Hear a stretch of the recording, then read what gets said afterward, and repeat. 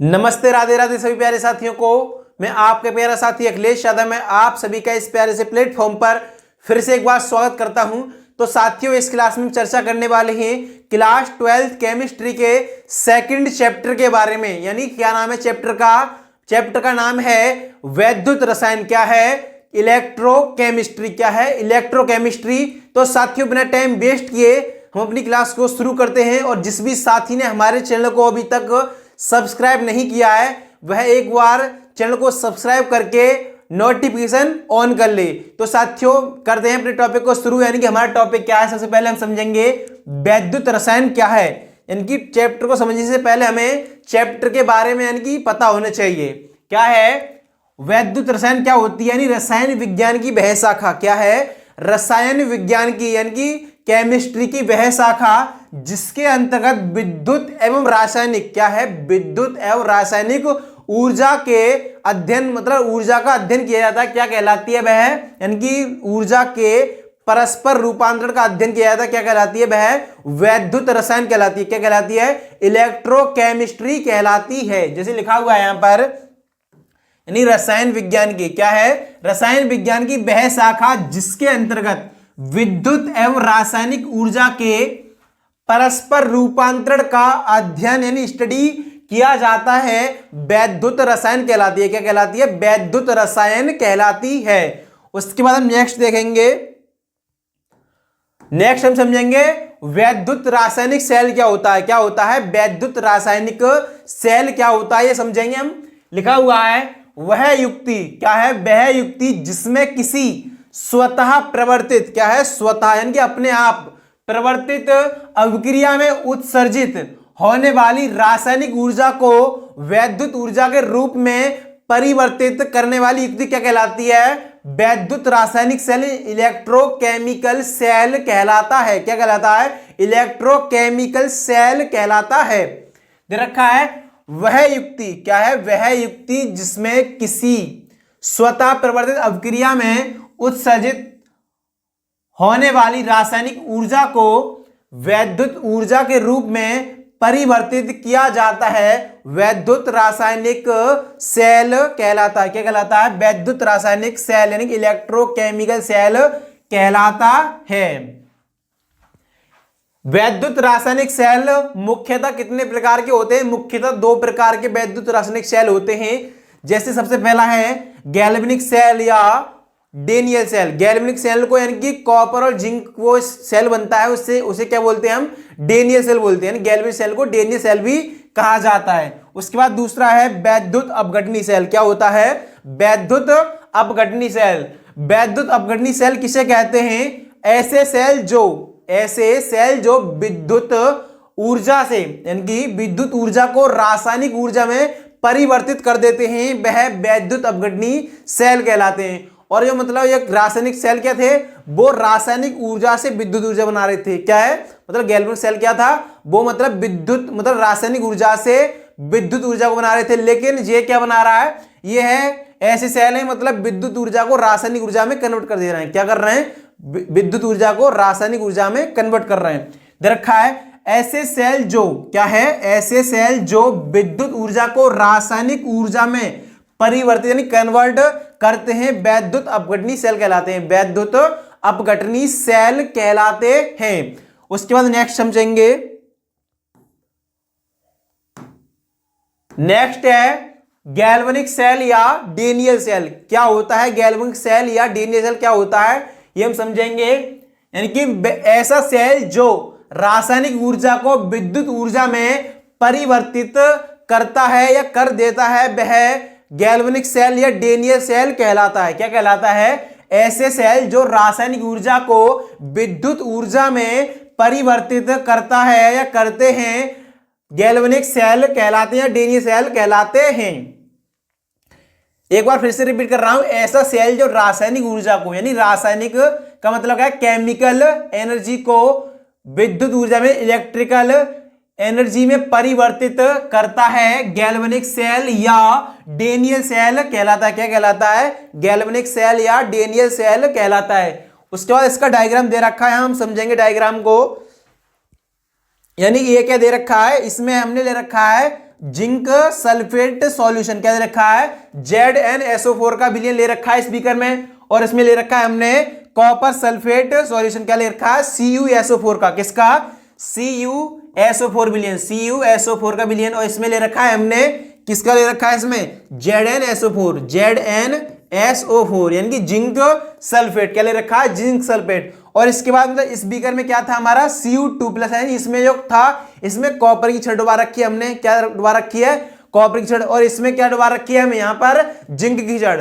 Zinc की छड़ पर क्या होता है, तो जिंक की छड़ पर जो होता है वो होता है ऑक्सीकरण, और जो मतलब जो कॉपर की छड़ जो डुबा रखी है उस पर क्या होगा अपचयन रिडक्शन, क्या होगा रिडक्शन, यानी कि और ये बीच में लगा हुआ है, क्या है ये है यानी बीच में नली से दिख रही है, क्या दिख रही है, ये है हमारा लवण सेतु, क्या है लवण सेतु, जिसमें KCl का अगार अगार विलयन भरा होता है, क्या भरा होता है KCl का, या और भी मतलब पदार्थ हम भर सकते हैं, अगार अगार विलयन भरा होता है, जो कि जिसे क्या कहते हैं हम साल्ट ब्रिज, क्या कहते हैं लवण सेतु, जो कि मतलब दोनों विलयनों को आपस में जोड़ता है लेकिन मिलने से रोकता है, ये मिलने नहीं देता है, लेकिन ये क्या करता है इसको परिपथ को पूरा कर देता है लेकिन आपस में मिलने नहीं देता है। और इसका दूसरा काम है ये विलयन को मतलब जो उदासीन बना रखता है, यानी दोनों जो पूरे सेल को है वो उदासीन बना रखता है, जिससे कि आपस में नहीं मिले, ठीक है।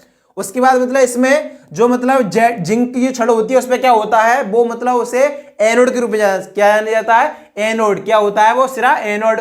और यहाँ पर मतलब जो मतलब कॉपर की छड़ है प्लस जो होता है इसमें क्या होता है उस पर होता है कैथोड, क्या होता है कैथोड। और इसमें इसके जो अपोजिट है दूसरा सेल है वैद्युत अपघटन सेल होता है, उसमें उल्टा होता है, यानी प्लस जो होता है वो तो होता है वहां पर एनोड, और जहां माइनस जो होता है वो क्या होता है कैथोड। लेकिन इसमें मतलब माइनस है वो है एनोड और प्लस है वो क्या है कैथोड। उसके बाद ये परिपथ दिख रहा है हमें, इसमें मतलब यहाँ पर ये माइनस का चिन्ह ये क्या है निगेटिव, और ये क्या है प्लस, यानी ये क्या है पॉजिटिव चिन्ह, यानी कि इसमें क्या हो रहा है विद्युत ऊर्जा है वो फ्लो हो रही है। और इलेक्ट्रॉन की गति यानी कि जो विद्युत ऊर्जा होती है इलेक्ट्रॉन की गति उसके विपरीत होती है, क्या होती है उसके विपरीत होती है, यानी कि इसमें ऐसे दिख ही रहा है आपको, यानी कि इलेक्ट्रॉन इधर को बह रहा है मतलब, लेकिन विद्युत ऊर्जा वो इधर को जा रही है, ठीक है। उसके बाद इसमें क्या है, यानी कि इसमें जो होगा यानी कि ऑक्सीडेशन, जहां पर ऑक्सीकरण होता है वहां तो वो क्या होते हैं, वो होते हैं अपचायक, और जहां पर मतलब क्या होता है जहां पर अपचयन होता है वह क्या होते हैं ऑक्सीकारक, क्या होते हैं ऑक्सीकारक, इसका उल्टा होता है। यानी ये नहीं समझ लेना ऑक्सीकरण है तो ऑक्सीकारक होगा, वो जिसमें ऑक्सीकरण हो रहा है वो ऑक्सीकारक नहीं होते हैं, वो होते हैं क्या अपचायक, और जिसमें मतलब क्या हो रहा है अपचयन हो रहा है वो होते हैं ऑक्सीकारक, और जिसमें मतलब ऑक्सीकरण हो रहा है वो होंगे अपचायक। उसके बाद हम नेक्स्ट समझेंगे, यानी यहां तक आपकी सभी को समझ में आ गया होगा, यानी इलेक्ट्रोकेमिकल सेल है उसका हमने डायग्राम यहां पर दे रखा है। यानी इसमें ऑक्सीडेशन हो रहा है, किसमें हो रहा है ऑक्सीडेशन, जो जिंक की मतलब इसमें छड़ डूबी हुई है और जिंक सल्फेट का विलीन है उसमें, और इसमें क्या हो रहा है इसमें एक कॉपर सल्फेट का सॉल्यूशन है उसमें हो रहा है, क्या हो रहा है उसमें रिडक्शन, यानी अपचयन, क्या होता है अपचयन। ये हमने यहाँ पर सॉल्यूशन ले रखे थे उसकी सहायता से हमने मतलब साल्ट ब्रिज की सहायता से इनको आपस में जोड़ा है। उसके बाद मतलब ये साल्ट ब्रिज का काम क्या है, ये विलयन को आपस में मिलने नहीं देता लेकिन परिपथ को पूरा करता है, और मतलब विलयन को उदासीन बनाए रखता है, क्या बनाए रखता है उदासीन बनाए रखता है। जैसे इसके बारे में आगे दे रखा है, इसकी थ्योरी आगे ले रखी है, एनोड पर इलेक्ट्रॉन, क्या है एनोड पर इलेक्ट्रॉन निष्कासन, एनोड पर इलेक्ट्रॉन निष्कासन का मतलब क्या है निकलते हैं, निष्कासन होता है जिसके कारण इस पर क्या होता है, जिसके कारण इस पर ऑक्सीकरण होता है, क्या होता है ऑक्सीकरण होता है, क्या होता है ऑक्सीकरण अभिक्रिया होती है। लेकिन कैथोड पर इलेक्ट्रॉन ग्रहण होता है जिसके कारण इस पर क्या अभिक्रिया होती है अपचयन अभिक्रिया, क्या होती है, क्या होती है रिडक्शन रिएक्शन होती है, क्या होती है अपचयन अभिक्रिया होती है। उसके बाद दे रखा लवण सेतु, क्या दे रखा लवण सेतु, लवण सेतु दोनों विलयनों को आपस में जोड़ता है व उनको उदासीन रखता है, यानी कि ये लवण सेतु कार्य क्या है उसमें अगार अगार का विलयन भरा होता है। लवण सेतु जो है वो दोनों विलयनों को आपस में जोड़ता है वह उनको उदासीन न रखता है, यानी कि आपस में जोड़ता तो है लेकिन मिलने से रोकता है, और उनको आपस में क्या रखता है उदासीन रखता है, क्या रखता है उदासीन रखता है। उसके बाद हम नेक्स्ट देखेंगे, नेक्स्ट है गैल्वेनिक सेल के मुख्य बिंदु, क्या है गैल्वेनिक सेल के मुख्य बिंदु। जैसे सेल अभिक्रिया दे रखी है जिंक व कॉपर के, क्या है जिंक व कॉपर के गैल्वेनिक सेल को डेनियल सेल कहा जाता है, क्या कहा जाता है मैंने आपको बताया था अभी मतलब गैल्वेनिक सेल को डेनियल सेल भी कहा जाता है, यानी जिंक व कॉपर के जो सेल होते हैं उन्हें क्या कहा जाता है, डेनियल सेल कहा जाता है। क्या कहलाते हैं वो, डेनियल सेल कहलाते हैं। उसके बाद एनोड पे जो अभिक्रिया होती है वो क्या है, दे रखी है जिंक बराबर क्या दे रखा है, Zn2 प्लस 2 इलेक्ट्रॉन, मतलब 2 इलेक्ट्रॉन इसमें से बाहर निकल जाएंगे। क्या हो जाएगा, इस पर जो होगा क्या होगा, ऑक्सीकरण हो जाएगा। क्या हो जाएगा, ऑक्सीकरण। और इस पर कैथोड पे क्या होगा, यानी Cu2 प्लस 2 इलेक्ट्रॉन बराबर क्या दे रखा है इसका, Cu। क्या होगा, इसमें 2 इलेक्ट्रॉन है वो ग्रहण हो जाएंगे। इस पे क्या हो जाएगा, इस पे हो जाएगा क्या, अपचयन। क्या होगा, अपचयन। और इस पे क्या होगा, इस पे ऑक्सीकरण।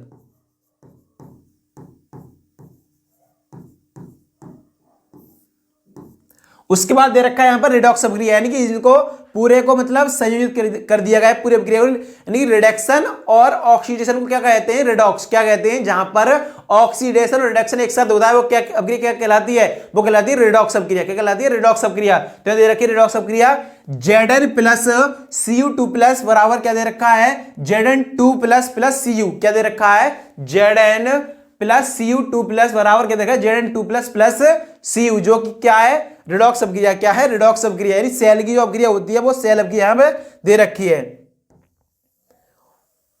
उसके बाद दे रखा है गैल्वेनिक सेल का संकेत क्या होता है, Zn।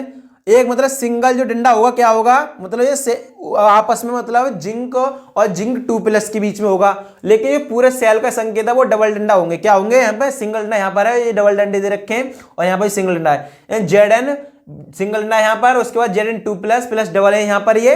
उसके बाद Cu2 प्लस Cu क्या दे रखा है यहाँ पर, ये सेल का संकेत होता है, यानी सेल का संकेत जो होता है वो यानी कि ये होता है। क्या होता है, सेल के संकेत को पहचानने के लिए हमें ये ध्यान रखने हैं, यानी कि इनके जो मतलब सिंबल हैं वो सेल के संकेत हैं। उसके बाद हम समझेंगे आगे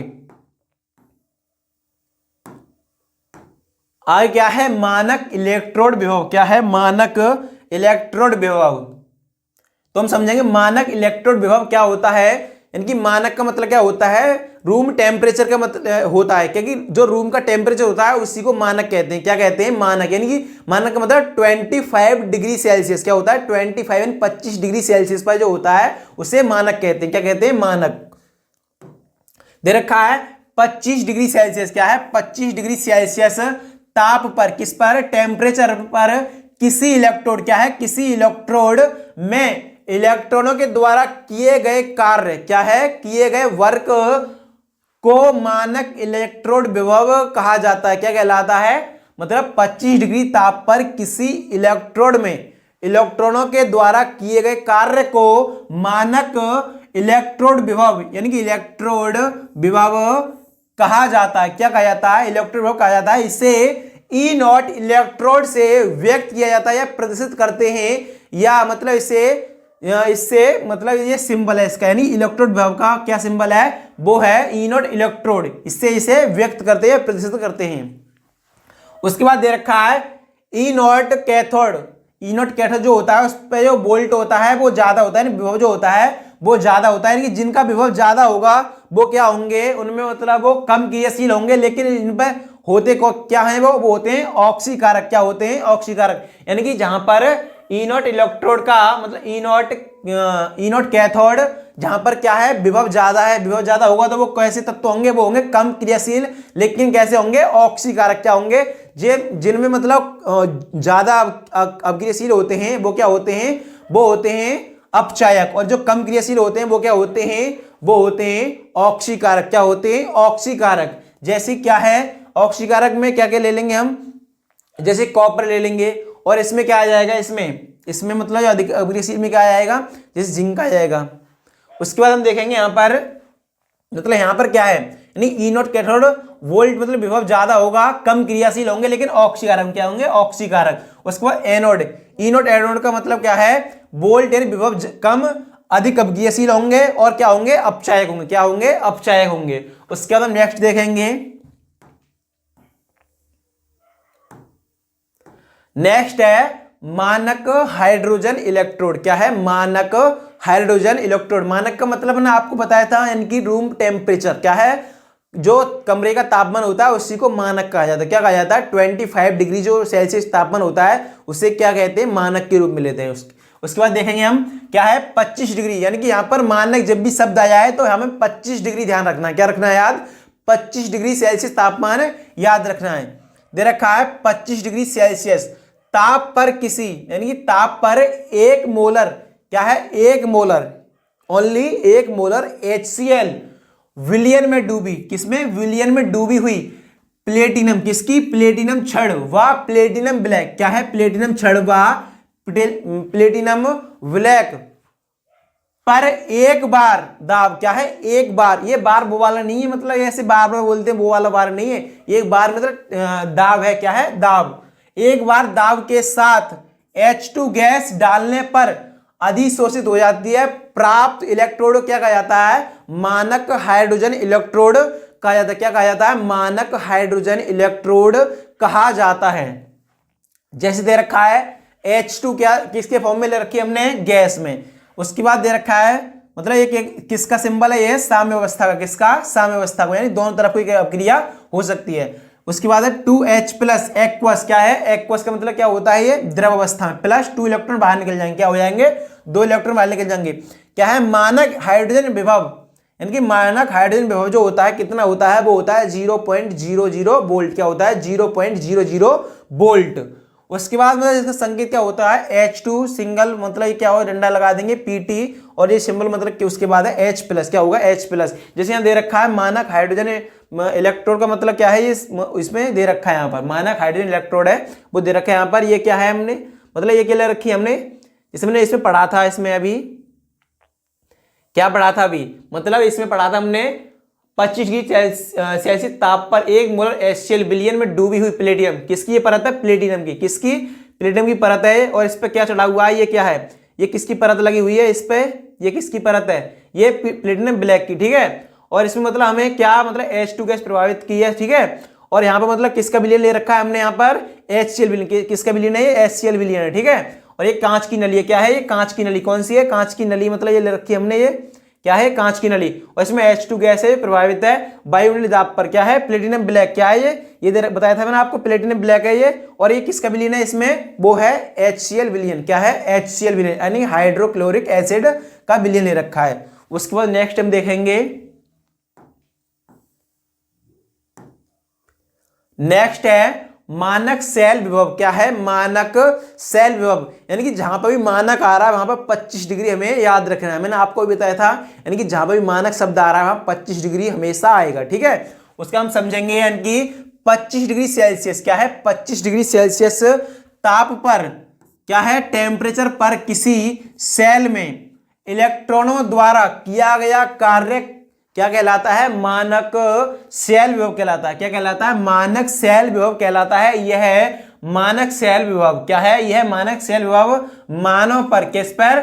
मतलब वैल्यू पर निर्भर करता है। इसे E0 सेल से व्यक्त या प्रदर्शित करते हैं। किससे? E0 सेल से व्यक्त या प्रदर्शित किया जाता है।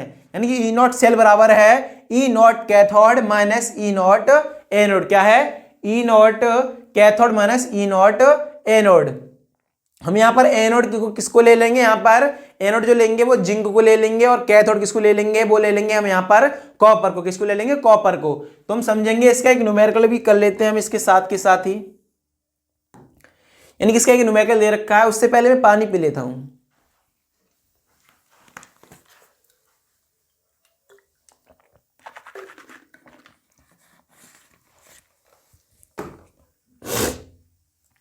क्वेश्चन दे रखा है, निम्नलिखित सेल के मानक सेल विभव यानी कि EMF की गणना कीजिए। किसकी? निम्नलिखित सेल के मानक सेल विभव EMF की गणना कीजिए। मानक सेल विभव इसमें पूछ रहा है, सेल का विद्युत भाग बल इसमें हमें निकालना है। दे रखा है Zn2 प्लस कितना है? 1 मोलर।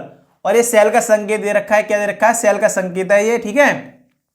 Cu2 प्लस 1 मोलर, और ये क्या दे रखा है? Cu। किसमें? Cu। तो हम यहां पर इसकी वैल्यू पुट करेंगे, और यहां सूत्र कौन सा लगेगा? यहां पर हम लगाएंगे कौन सा सूत्र? अभी देखा था हमने, जो ये वाला जो फॉर्मूला है हम यहां पर अप्लाई करेंगे इस क्वेश्चन में। तो इस क्वेश्चन को हम सॉल्व करते हैं। क्या दे रखा है? यानी कि E0 मतलब क्या दे रखा है? E0 एनोड का मान दे रखा है -0.76 वोल्ट, और ई नॉट कैथोड का मान दे रखा है, वो दे रखा है हमें 0.34 वोल्ट। कितना दे रखा है? 34 वोल्ट। तो हम लिखेंगे यहां पर ई नॉट सेल बराबर कितना दे रखा है? E naught cathode minus E naught anode. क्या है? E naught anode. तो हम यहां पर इसकी वैल्यू पुट कर देंगे। हम यहां पर कैथोड क्या है? वो है कॉपर लिया है हमने, यानी कि इसकी वैल्यू दे रखी है 0.34 और इसकी मतलब एनोड क्या है? यहां पर जिंक है, तो इसकी वैल्यू कितनी दे रखी है? -0.76। क्या है? -0.76। तो हम लगा देंगे यहां पर ई नॉट सेल बराबर क्या होगा? ई नॉट सेल बराबर हो जाएगा क्या है? इसकी वैल्यू लगाएंगे हम यहां पर, इसकी पहले 0.34 माइनस इसकी वैल्यू कितनी है? -0.76। क्या है? मतलब माइनस माइनस क्या हो जाएगा? यहां पर प्लस हो जाएगा। क्या हो जाएगा? प्लस। तो यहां वैल्यू हो जाएगी ई नॉट सेल, क्या होगा? ई नॉट सेल बराबर कितना आ जाएगा? यानी कि 4 और 6 कितना आएगा? यहां पर 4 और 6 में हो जाएगा 10 का हम 0 ले लेंगे यहां पर, और 3 और 7 कितना हो जाएगा? 10 और मतलब कितना हो जाएगा? यहां पर हो जाएगा 1। कितना हो जाएगा? यानी 11 का हम 1 ले लेंगे, और इसके यहाँ पॉइंट लगा हुआ है तो पॉइंट ये लगा देंगे, ठीक है। और उसके बाद यहाँ पर मतलब एक ये यहाँ लगा देंगे, ठीक है। तो कितना आएगा? ई नॉट सेल बराबर 1.10 वोल्ट। कितना आ जाएगा? 1.10 वोल्ट। तो यही हमारा फाइनल आंसर है। क्या है हमारा फाइनल आंसर है? ये हमारा क्या है? फाइनल आंसर है। क्या होगा? फाइनल आंसर है।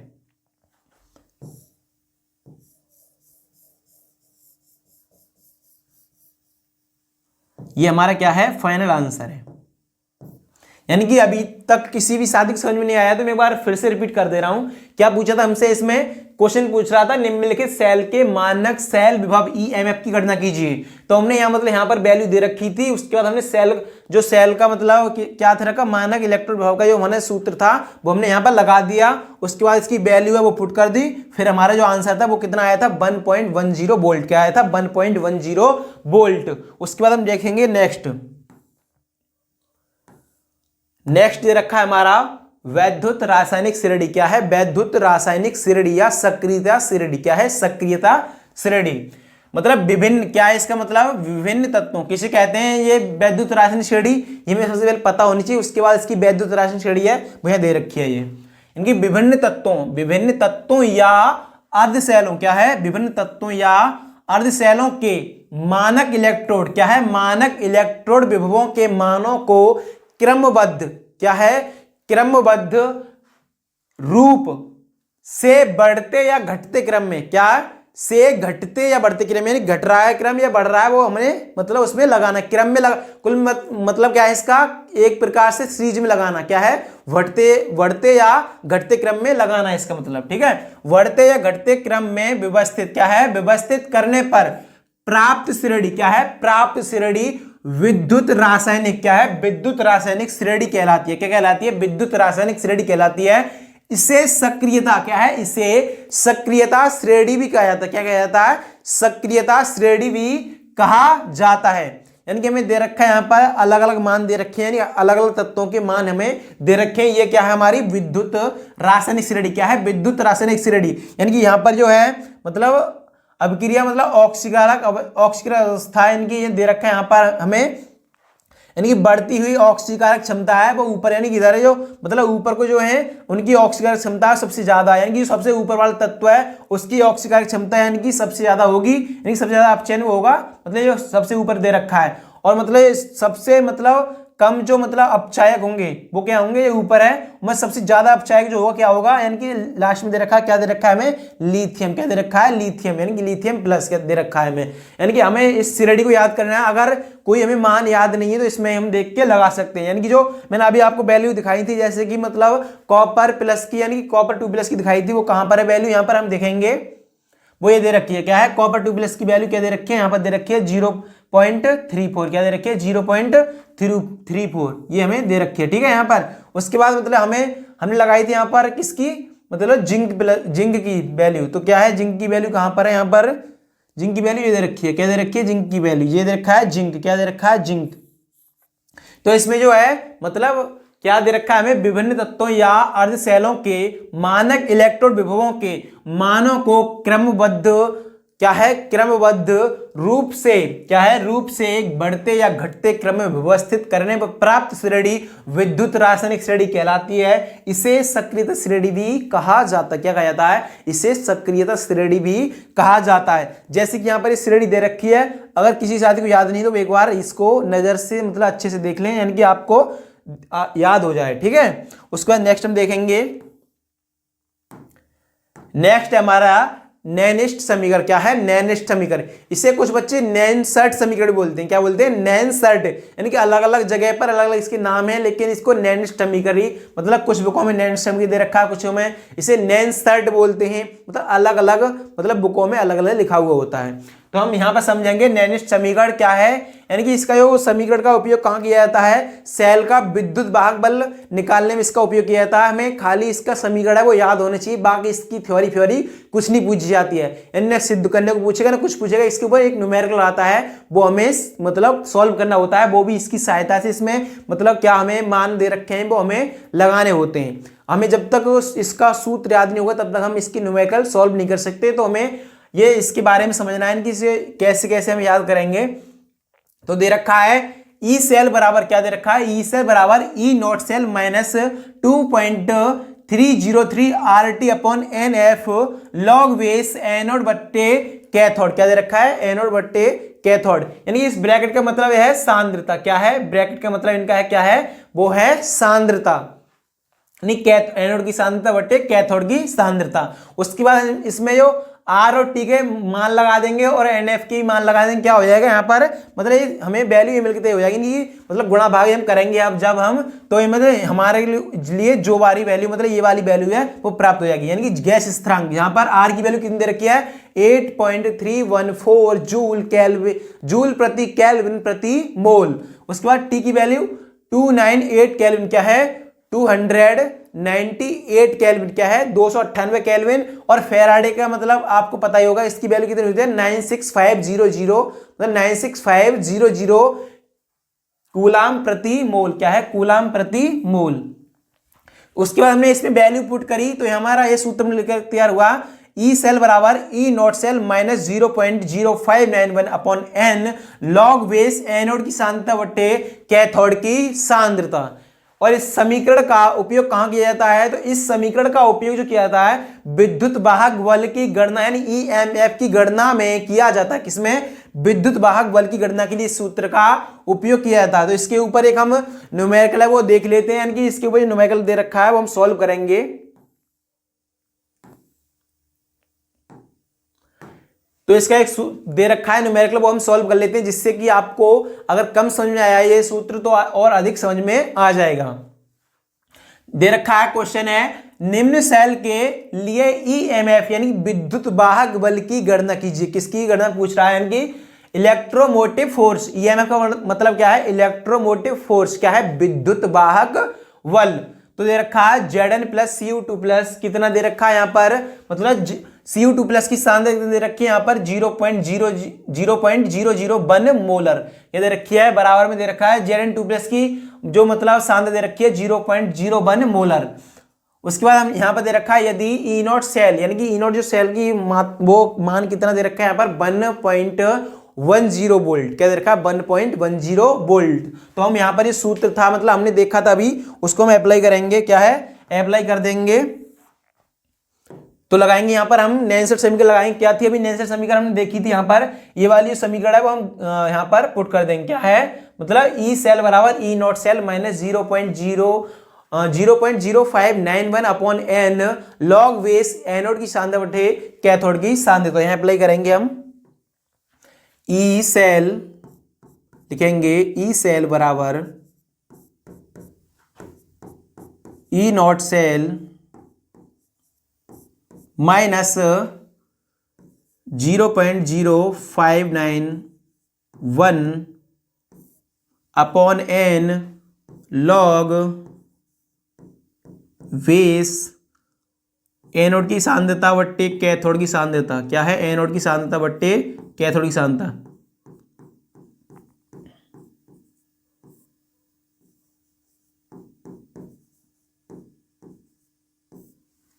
क्या दे रखा था यहां पर? अभी हमने हमारा सूत्र था वो लिख लिया है, उसके बाद इसमें वैल्यू है वो पुट करेंगे, यानी ई सेल बराबर क्या होगा, E cell, E not cell की वैल्यू दे रखी है, वो दे रखी है 1.10 वोल्ट। कितनी दे रखी है? 1.10 वोल्ट। तो हम लगा देंगे यहाँ पर इसकी वैल्यू। उसके बाद मतलब माइनस का चिन्ह लगाएंगे यहाँ पर। उसके बाद 0.0591। हमें ये समझ नहीं आ रहा है एन की वैल्यू कहां से लगाएंगे हम यहाँ पर, मतलब एन की वैल्यू इसमें देनी रखी है तो एन की वैल्यू आपको निकालनी आनी चाहिए, यानी कि इसमें कितने का अंतर है, यानी जेड से लेके जेड टू प्लस तक कितने अंतर है, इसमें 2 का अंतर है, यानी कि यहाँ पर मतलब जो अंतर है बीच में इसका वो ही एन की मात्रा होती है। क्या होती है? वो इसकी मात्रा होती है। अगर जेड से जेड प्लस होता तो एक एन की वैल्यू कितनी हो जाती? 1 हो जाती है, लेकिन यहाँ पर जेड से लेके जेड टू प्लस है तो क्या हो जाएगा? एन की वैल्यू 2 हो जाएगी। या इससे निकालें तो हम इससे निकाल सकते हैं, यानी सी टू प्लस में और सी में कितना अंतर है? तो 2 का अंतर है। यहाँ पर कितना है? 2 का अंतर है। तो यहाँ पर लगा देंगे हम एन की वैल्यू, वो लगाएंगे 2, कितनी लगा देंगे? 2 यहाँ पर। तो यहाँ पर एन की वैल्यू 2 आ जाएगी। उसके बाद लॉग फेस, उसके बाद इसकी मतलब एनोड की सांद्रता कितनी दे रखी है वो लगाएंगे, और कैथोड की सांद्रता कितनी दे रखी है वो लगाएंगे। एनोड कितनी दे रखा है? एनोड की सांद्रता है, ये वाली है। क्या है? एनोड की सांद्रता जो है वो ये वाली है, यानी 0.01 मोलर। कितनी? 0.01 मोलर। और कैथोड क्या है? 0.001 मोलर। इनको पॉइंट को आपस में हटाएंगे तो ऊपर कितना आ जाएगा? यहाँ पर 0 बढ़ जाएगा। कितना? यानी 2 जीरो, एक जीरो इसमें पीछे चला जाएगा, यानी ये पॉइंट से पॉइंट कट जाएगा ये। उसके बाद ऊपर कितना है? यानी बचा है हमें यहाँ पर ई सेल, यानी कि ई सेल बराबर लिखेंगे क्या है? ई सेल बराबर क्या है? 1.10। क्या है? 1.10। और यहाँ पर इसको सॉल्व कर लेंगे, यानी कि आपस में 2 से यानी भाग देंगे। इसमें कितना हो जाएगा? ये हो जाएगा 0.0295। कितना हो जाएगा? 0.0295। तो लिख देंगे यहाँ पर 1. यानी कि इसको ये काट देंगे हम वैल्यू को, ठीक है, माइनस 0.295 इंटू लॉग, यहां पर कितना मतलब आया था? लॉग हमारी वैल्यू आई थी यहाँ पर 10। क्या है? Log 10, log base 10। Log base 10 की वैल्यू कितनी होती है? वो होती है 1, यानी कि इसकी 1 की गुणा इसमें करेंगे तो इतने की इतनी रहेगी वैल्यू। कितनी हो जाएगी? इतनी की जो वैल्यू है वो इतनी रहेगी। ई सेल बराबर कितना आ जाएगा? 1.10 माइनस 0.295 इंटू 1। लॉग 10 का मान कितना होता है? 1। कितना होता है? 1। तो आ जाएगा फाइनल आंसर हमारा ई सेल बराबर इसकी, इसमें मतलब इसमें क्या करेंगे? 0.295 की गुणा 1 में करेंगे तो इतने का इतने रहेगा। इसमें से मतलब 1.10 में से हम 0.295 को घटा देंगे। कितना आएगा यहाँ पर? 1.07। कितना आएगा? 1.07 समथिंग इसका आंसर है। कितना आएगा? वोल्ट में। किसमें? वोल्ट में। तो हमारा आंसर था फाइनल, वो हमने निकाल दिया है, यानी कि जो ई सेल की वैल्यू थी वो कितनी आई है? ई सेल बराबर कितनी आई? 1.07 वोल्ट। क्या आई है? 1.07 वोल्ट। कितनी? आंसर हमारा ये फाइनल आया है। उसके बाद नेक्स्ट देखेंगे। नेक्स्ट है हमारा, यानी कि अभी तक किसी शादी की समझ में नहीं आया है तो एक बार फिर से मैं रिपीट कर दे रहा हूं कि क्या दे रखा क्वेश्चन। निम्न सेल के लिए ईएमएफ की गणना कीजिए, यानी कि ईएमएफ की इसमें गणना पूछ रहा था। हमने यहाँ पर सभी के मान पुट करे थे, यानी ई सेल बराबर ई नॉट सेल, यानी कि जो नैन समीकरण थी वो लगाई थी, यानी कि ई बराबर क्या है यहाँ पर? ई सेल बराबर E not cell minus 0.091 upon N log base anode की सांद्रता बटे कैथोड की सांद्रता। उसके बाद वैल्यू लगाने के बाद हमने जो फाइनल आंसर था वो यहाँ पर निकाल लिया है। उसके बाद नेक्स्ट हम देखेंगे, नेक्स्ट और लास्ट है मतलब मानक गिब्स ऊर्जा, यानी कि आज की क्लास थी वो हम यहीं तक सीमित रखेंगे, यानी इस टॉपिक को पढ़ने के बाद हम आज की क्लास को एंड करेंगे। क्या है मानक गिब्स ऊर्जा? क्या होती है हम समझेंगे, यानी कि 25 डिग्री सेल्सियस। मानक का मतलब मैंने आपको बताया था, यानी कि जहां पर भी मानक का शब्द आया है वहां 25 डिग्री सेल्सियस यूज होगा। क्या होगा? 25 डिग्री सेल्सियस यूज होगा। 25 डिग्री सेल्सियस ताप पर किसी सेल के अधिकतम कार्य के समय मुक्त ऊर्जा मानक गिब्स ऊर्जा कहलाती है। क्या कहलाती है? मानक गिब्स ऊर्जा कहलाती है और इसे डेल्टा जी नॉट से व्यक्त किया जाता है। किससे? डेल्टा जी नॉट से व्यक्त किया जाता है। क्या है? 25 डिग्री सेल्सियस ताप पर। किस पर? 25 डिग्री सेल्सियस ताप पर किसी सेल के अधिकतम कार्य के समय मुक्त ऊर्जा मानक गिब्स ऊर्जा यानी कि क्या है? मुक्त ऊर्जा मानक गिब्स ऊर्जा कहलाती है। इसे डेल्टा जी नॉट से व्यक्त किया जाता है। किससे? डेल्टा जी नॉट से व्यक्त किया जाता है। डेल्टा जी नॉट बराबर कितना है? Minus n F E not cell. क्या है? डेल्टा जी नॉट बराबर क्या है? Minus n F E not cell, जहां एन बराबर क्या है? इलेक्ट्रॉनों की संख्या। किसकी? इलेक्ट्रॉनों की संख्या। और एफ का मतलब क्या है? 96500 कूलाम प्रति मोल, यानी कि एफ मतलब फेराडे होता है। क्या होता है? फेराडे, जिसका मतलब कितना, मतलब वैल्यू उसकी 96500 क्या है? 96500 एक फेराडे की वैल्यू होती है। इसका मात्रक किसका क्या होता है? जूल प्रति मोल होता है। इसका मात्रक जो होता है मानक गिब्स ऊर्जा का वो होता है, मतलब क्या होता है? जूल प्रति मोल। क्या होता है? जूल प्रति मोल। तो साथियों, आज की क्लास आपको कैसी लगी ये कमेंट में एक बार जरूर बताएंगे। यानी कि आज मैंने जो आपको पढ़ाया था आपको एकदम अच्छे समझ में आया होगा। एक बार मैं फिर से रिपीट कर दे रहा हूं, यानी कि क्या क्या पढ़ा है हमने। सबसे पहले पढ़ा था हमने वैद्युत रसायन क्या होती है समझा था। उसके बाद हमने मतलब आगे समझा था, क्या आगे समझा था हमने? वैद्युत रासायनिक सेल समझा था। उसके बाद गैल्वेनिक सेल या डेनियल सेल समझा था।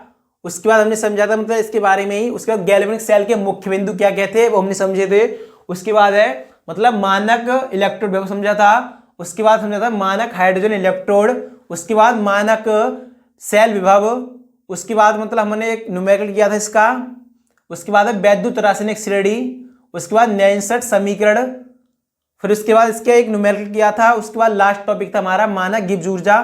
तो उसके बाद लिखा हुआ है इस पे सब्सक्राइब फॉर नेक्स्ट क्लास। किसके लिए? मतलब हमारे चैनल को जो सब्सक्राइब करना है वो नेक्स्ट क्लास के लिए। आपको जो आने वाली क्लासेस हैं वो आपको टाइम के साथ मिलती रहे, इसलिए आप हमारे चैनल को नए हैं तो चैनल को एक बार सब्सक्राइब करके नोटिफिकेशन ऑन कर लें, जिससे कि आपको समय के साथ हमारे क्लासेस की नोटिफिकेशन मिलती रहे। और कमेंट में अपना फीडबैक जरूर दें, यानी कि आज की क्लास आपको कैसी लगी ये भी कमेंट में जरूर बताएं। तो साथियों, आज के लिए बस इतना ही। मिलते हैं नेक्स्ट क्लास में, तब तक के लिए सभी प्यारे साथियों को जय हिंद।